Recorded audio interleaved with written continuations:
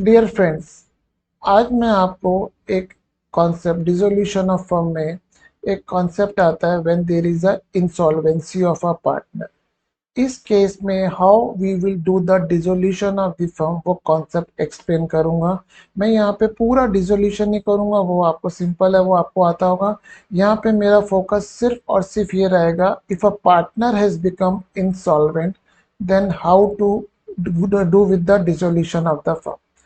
अब पॉइंट आता है कि सर इंसॉल्वेंसी ऑफ पार्टनर में क्या क्रिटिकल चीज़ है, क्या कुछ नया है, वही मैं आपको यहाँ एक्सप्लेन करता हूँ। What is the critical point involve? Capital, suppose a capital account of a partner has a debit balance in the books of the firm.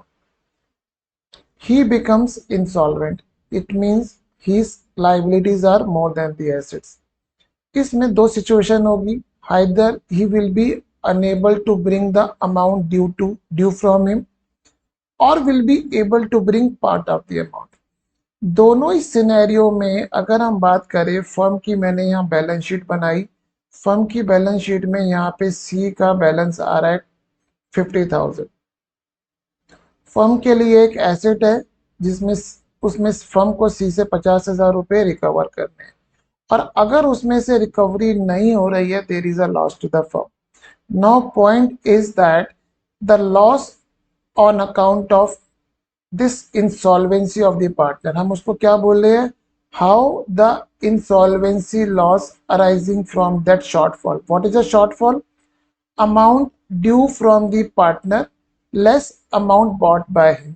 मैं एग्जांपल लेता हूँ, पार्टनर कुछ भी अमाउंट लेके नहीं आया, इसका मतलब इसकी इस पैसे ना लाने की वजह से फर्म को 50,000 रुपए का लॉस हो रहा है।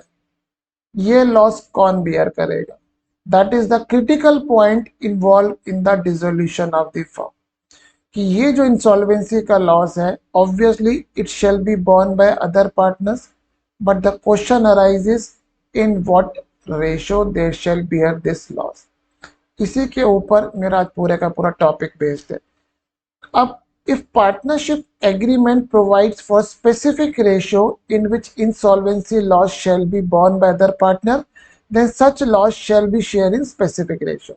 Means if partnership agreement contains a clause, then we'll distribute the insolvency loss between the remaining partner in that specific ratio। What if agreement is silent?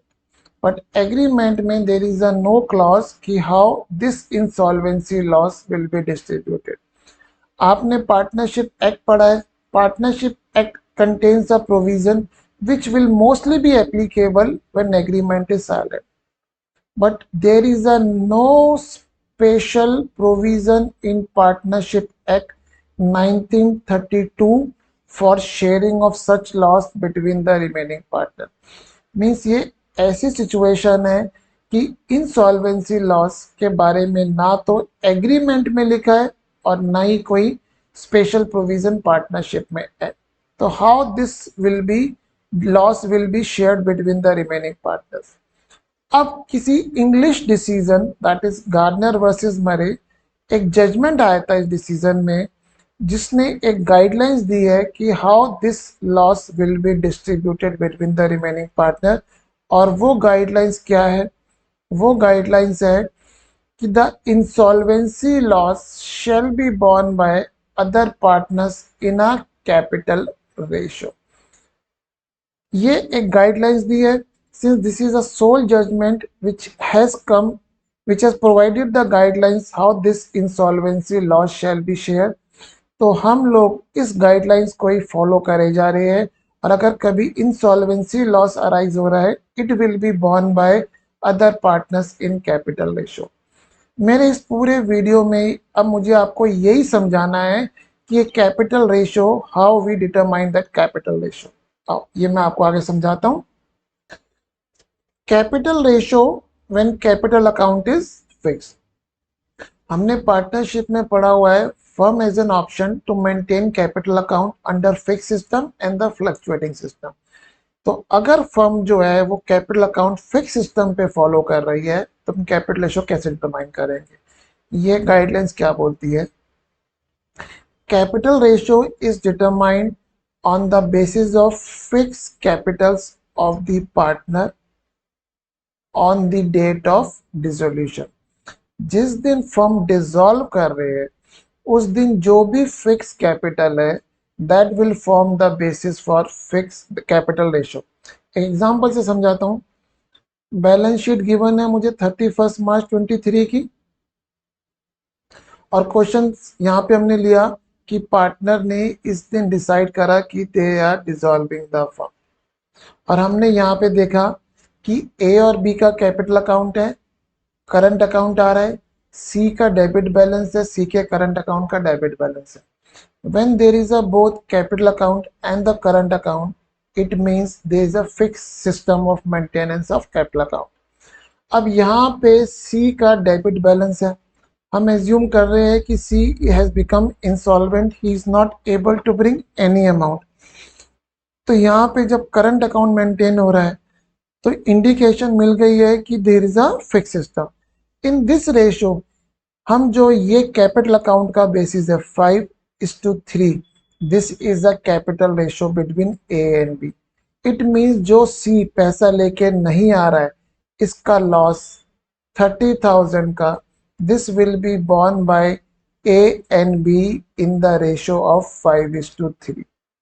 Means यहाँ पे सिंपल है, अगर हमारी कैपिटल फिक्स सिस्टम में follow हो रही है तो on the date of dissolution whatever is the fix capital of the partners, obviously कौन सी कैपिटल लेंगे, one partners having the credit balance, then in that scenario the credit balance of the partner's capital will be the basis for determining the capital ratio। यहाँ पे मैं एक example लेता हूँ। Suppose B का भी मान लेते हैं यहाँ पे डेबिट बैलेंस आ रहा है, बी इज कैपिटल अकाउंट का, but B has not become a insolvent, C has become a insolvent. तो यहाँ पे on the date of dissolution सिर्फ ए का क्रेडिट बैलेंस है, बी का क्रेडिट बैलेंस नहीं है। इसका मतलब जो भी सी की इंसॉल्वेंसी पे लॉस होगा वो सारे का सारा कौन बियर करेगा, A, because on the date of dissolution B capital account is having a debit balance. तो ये हमको ध्यान रखना है कि अगर पार्टनर्स का क्रेडिट बैलेंस है then only it will form the basis for the capital ratio, otherwise the only partner having the credit balance will bear the loss on account of insolvency। तो अगर कैपिटल रेशियो फिक्स्ड है then determination, capital account fixed है तो determination of capital ratio is pretty simple, कोई उसमें technicality involve नहीं है। Technicality involve कहाँ पे आ रही है, when capital account is fluctuating. इस केस में गार्नर वर्सेस मरे रूल क्या हमें गाइडलाइंस देता है, capital ratio will be determined after adjusting the capital as on the date of dissolution for following. Reserves given है उसके बेसिस पे, debit balance given है उसके basis, debit balance of PNL है, और अगर ड्राइंग्स है उसके बेसिस पे, and the most important thing is the past year errors. इसके बेसिस पे ये एक चीज मुझे मेन समझानी है और मैंने ये नोट दिया है। No adjustment in capital account shall be done for profit on loss on realisation and assets and liability taken over a partner in a dissolution process to arrive at capital ratio. इसका मतलब हम जो capital ratio निकालने के लिए adjustment करेंगे वो इन चार चीजों की करेंगे, बट अगर प्रॉफिट और लॉस रियलाइजेशन में कुछ भी आएगा या पार्टनर ने एसेट टेक ओवर करिए डिसोल्यूशन प्रोसेस में, उसका अफेक्ट हम कैपिटल रेशियो के लिए नहीं देंगे। डिफरेंट एग्जांपल से मैं आपको एक क्लियर करता हूं। A B C are partners having PSR of 2:2:1। On 31st March 23, they decide to dissolve the firm, on which date the balance sheet is as under। Capital A और B है, credit balance आ रहा है, capital C का debit balance आ रहा है। Now there is a no current account, it means it's a case of the fluctuating capital. अब यहाँ पे मुझे कैपिटल रेशियो वर्कआउट करनी है तो मैं जनरल रिजर्व का इम्पैक्ट दूंगा ड्राइंग का इम्पैक्ट दूंगा। क्वेश्चन कह रहा है C becomes insolvent and is not able to bring anything in dissolution process. अब हम कैपिटल रेशियो निकालने के लिए कैपिटल अकाउंट को एडजस्ट करेंगे। हमको यहाँ पे बीडी कितना गिवन है, 5 लाख ए का क्रेडिट बैलेंस, 3 लाख बी का क्रेडिट बैलेंस और सी का डेबिट बैलेंस। हम लोगों ने यहाँ पे इनकी पीएसआर कितनी है, 2:1। जीआर कितना आ रहा है मेरे पास, 1 लाख। हमने 1 लाख को 2:2:1 में डिवाइड कर दिया। ये हमने डिवाइड कर दिया। ए और बी की ड्राइंग्स एसेट साइड में अपीयर हो रही थी, हमने ये ड्राइंग्स रिड्यूस कर दी उनके कैपिटल अकाउंट में से। Now what is the remaining capital, और other what I should say, it's an adjusted capital for the purpose of the capital ratio. कितनी आ गई, ए की आ गई हमारे पास 520, बी की आ गई 310, इसका डेबिट बैलेंस आ रहा है। तो क्रेडिट बैलेंस किसका आ रहा है, ए और बी का आ रहा है। Hence the 52:31 is my capital ratio. अब सी जो है यहाँ पे उसकी बैलेंस कितना आ रहा है, 50,000। वो ये पैसा लेके नहीं आ रहा है, फर्म को लॉस हो रहा है। इस लॉस को ए और बी बॉन्ड करेंगे, ए और बी को डेबिट करूंगा, सी क्रेडिट करूंगा। ये जो 50,000 का लॉस है ये हमने किस रेशियो में डिस्ट्रीब्यूट करा है, 52:31। तो यहाँ पे मैंने इस एग्जाम्पल में मैंने पहले 3 पार्ट कवर कर लिए। इसमें स्पेसिफिक है वो मैं अलग से टेकअप करता हूँ, स्पेसिफिक रिजर्व का। आई अब मैं एग्जाम्पल लेता हूँ जिसमें एरर आ रहा है। ABC are partners having PSR of 2:2:1. On 31st March 23, they decide to dissolve the firm on which the balance sheet, same balance sheet लिए। अब apart from the data given in the balance sheet, question क्या बोल रहा है, इन FY 22-23 में जो year हमारा close हो गया, firm omitted to record credit purchase of ₹50,000. C become insolvent and is able to bring nothing. अब ये जो 50,000 है एक एरर कमिट कर है। ये एरर ऐसा एरर हो रहा है जिसकी वजह से कैपिटल अकाउंट का जो बैलेंस अभी आया हुआ है ये डिफरेंट आ रहा है। इट मींस अगर ये एरर नहीं होता तो कैपिटल अकाउंट का बैलेंस डिफरेंट आता। समझाता हूँ। In this question, the capital appearing in the balance sheet would have been different if the error was not committed. यहाँ पे मैं एक एजम्पशन ले रहा हूँ कि भाई आप लोगों को रेक्टिफिकेशन अच्छे से आता होगा, मैं उस चीज में ज्यादा इन्वॉल्व नहीं हो रहा हूँ। अब अगर हम बात करें ये जो हमने क्रेडिट परचेज रिकॉर्ड नहीं करी, अगर हमें क्रेडिट परचेज आज रिकॉर्ड करते तो आज हम एंट्री क्या बनाते इसकी, A account debit, B account debit, C account debit to creditors account. ये क्यों बनाते, मैं आपको उसका लॉजिक यहाँ नीचे बताता हूँ। जब हमने लास्ट ईयर परचेज रिकॉर्ड नहीं करी तो मैंने एक लाइन लिख रहा हूँ, error has resulted in excess profit in 22-23। क्योंकि जब हमने परचेज रिकॉर्ड नहीं करी है तो ट्रेडिंग अकाउंट की डेबिट साइड पे एक्सपेंस नहीं आया है, तो उसकी वजह से मेरा प्रॉफिट बढ़ गया है। तो अगर हमने अपना प्रॉफिट गलती से लास्ट ईयर बढ़ा दिया है, इसका मतलब लास्ट ईयर पार्टनर्स को एक्सेस प्रॉफिट चला गया है। तो इस साल अगर मैं इसकी रेक्टिफिकेशन एंट्री पास करूंगा तो इसकी रेक्टिफिकेशन एंट्री क्या होनी चाहिए थी, 20K 20K 20K। मैं आपको दोबारा बोल रहा हूँ ये रेक्टिफिकेशन का पार्ट है, इसमें ज्यादा इन्वॉल्व मैं नहीं हो रहा हूँ। मीन्स सिंपल से इतना बोलना चाह रहा हूँ कि जब हमने लास्ट ईयर क्रेडिट परचेज को रिकॉर्ड नहीं करा, ऑन दैट बेसिस फर्म का क्या कहते हैं इनकम बढ़ गई है, क्योंकि परचेज ट्रेडिंग की डेबिट साइड में आता है, तो हमने पार्टनर्स का प्रॉफिट बढ़ा दिया। तो अगर ये गलती हमने नहीं करी होती तो हमें पार्टनर्स का जो कैपिटल अकाउंट का बैलेंस आ रहा है वो कम आ रहा होता। इस केस में अब हम कैपिटल रेशियो कैसे वर्कआउट करेंगे, कैपिटल ये गिवन है, ए का बी का क्रेडिट बैलेंस और सी का डेबिट बैलेंस। हम लोगों ने यहाँ पे जनरल रिजर्व 2:1 में डिवाइड कर दिया, ड्राइंग्स भी माइनस कर दी। अब यहाँ पे मेन चीज आ रही है एरर। दोबारा बोल रहा हूँ, इस एरर को कमिट करने की वजह से ए बी सी का जो कैपिटल अकाउंट आ रहा है वो डिफरेंट आ रहा है। अगर ये एरर कमिट नहीं करा होता तो कैपिटल अकाउंट का बैलेंस डिफरेंट आता। हमने बोला वो डिफरेंस कैसे आता कि कैपिटल अकाउंट का बैलेंस इतने अमाउंट से कम हो गया होता क्योंकि हम एक्सपेंस बुक करते। इसका मतलब अब कैपिटल अकाउंट का जो बैलेंस हमारे पास आ रहा है for the purpose of determining capital ratio, जिसको हम क्या बोल रहे हैं, एडजस्टेड कैपिटल। तो हमारी कैपिटल रेशियो कितनी आएगी बिटवीन ए एंड बी, दोनों का एड बैलेंस है 50:29। इसका मतलब जो भी लॉस होगा हमारे पास 50,000 का, ये 50,000 का लॉस हम किस में बांटेंगे, ए और बी में 50:29 में डिस्ट्रीब्यूट होगा। तो आपको ये क्लियर हुआ कि हम लोग फ्लक्चुएटिंग में कैपिटल अकाउंट में क्या क्या एडजस्टमेंट दे रहे हैं।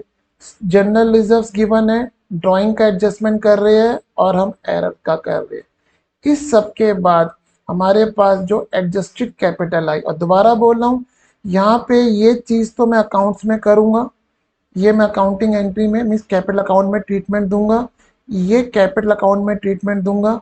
बट ये जो चीज़ है इसका मैं अकाउंट्स में कुछ भी ट्रीटमेंट नहीं कर रहा, इसको सिर्फ मैं यूज़ कर रहा हूँ memorandumly to arrive at the capital ratio कि what would have been their capital अगर मैं जीआर बांट देता, ड्राइंग कैपिटल से रिड्यूस कर देता, ये एरर नहीं करा होता।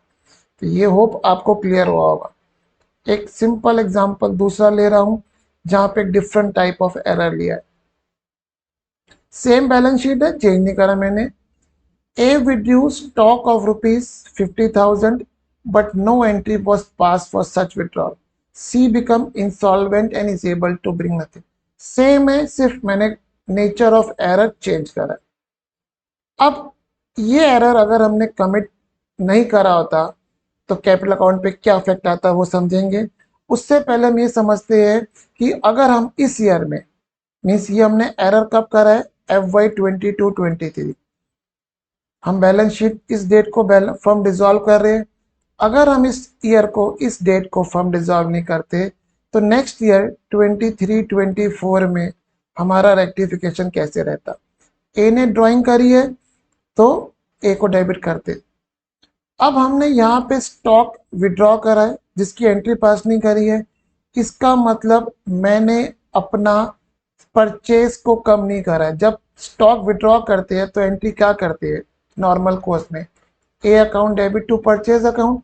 मैं अपनी परचेज कम करता हूँ, परचेज कम करने का मतलब मैं अपनी इनकम को क्या कर रहा हूँ, बढ़ा रहा हूँ। बट मैंने ये एंट्री पास नहीं करी, इसका मतलब लास्ट ईयर मैंने अपना प्रॉफिट कम कर दिया है तो पार्टनर्स को प्रॉफिट कम मिला है। अब मैं अगर 23-24 में सपोज रेक्टिफिकेशन एंट्री पास करता तो मेरी एंट्री होती as capital to profit loss adjustment, ये प्रॉफिट बढ़ाता और ये बढ़ा हुआ प्रॉफिट पार्टनर्स को 2:1 में देता। इसका मतलब what would have been the capital if this error was not committed. ये मुझे कैपिटल गिवन है 50 और -50, जीआर का इफेक्ट दिया, ड्राइंग का इफेक्ट दिया। अब यहाँ पे नेट इफेक्ट क्या हो रहा है, ए को डेबिट कितने से कर रहा हूँ, 50,000 रुपये से मैं इसको माइनस कर रहा हूँ, और ए को क्रेडिट कितने से कर रहा हूँ, +20,000 रुपये से।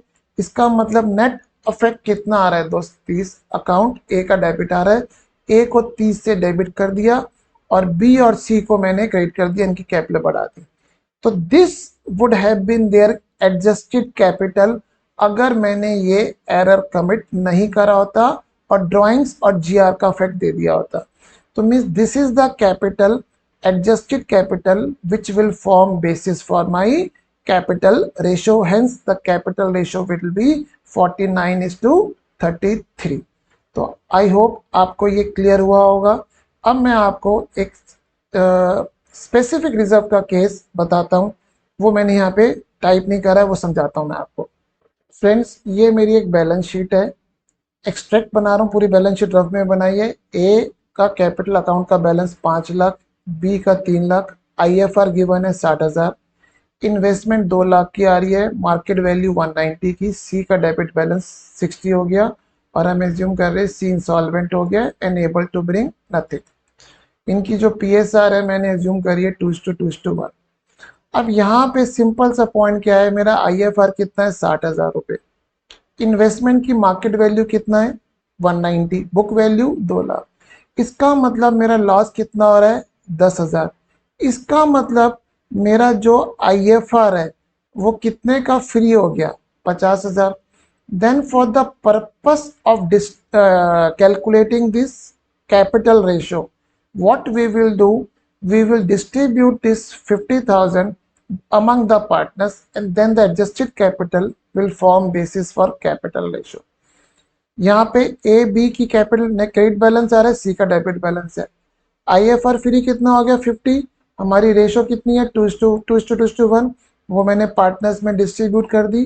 तो यहाँ पे ए का बैलेंस कितना आ रहा है 520, बी का कितना आ रहा है 320, सी का क्रेडिट बैलेंस आ रहा है, hence 52:32 is the capital ratio between the A and B। तो आई होप आपको ये क्लियर हुआ होगा। तो I have try to take the various scenarios how capital ratio will be determined and what is the typicality involved in a dissolution of the firm when there is a insolvency of a single partner। तो I hope आपको ये concept clear हुआ होगा। Again I request to subscribe my channel. If you like the video, it will motivate me further to give me more such knowledgeable video for the benefits of my students.